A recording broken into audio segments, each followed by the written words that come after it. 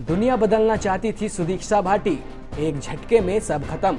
उसके सपने बड़े थे, उसकी सोच साफ थी, उसे समाज में बदलाव लाना था। गांव की हर बच्ची उसके जैसा बनना चाहती थी। यह सुनकर माता पिता का सिर गर्व से उठ जाता था।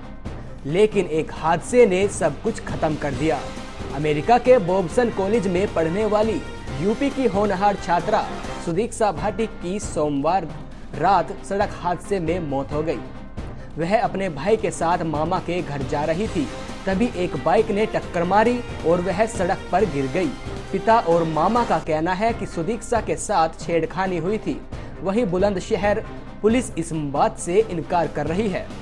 सुदीक्षा को सीबीएसई बोर्ड की 12वीं की परीक्षा में 98% नंबर मिले थे।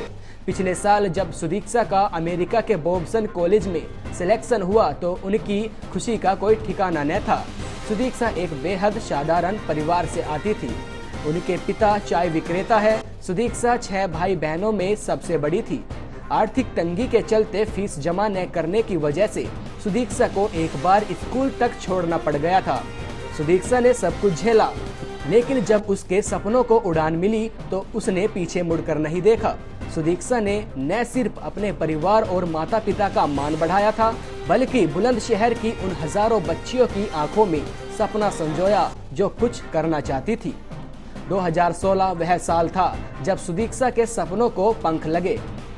पेंसिल्वेनिया के एक इंस्टीट्यूट ने समर प्रोग्राम के लिए सुदीक्षा को चुना और वो जुलाई में पहली बार विदेश गई।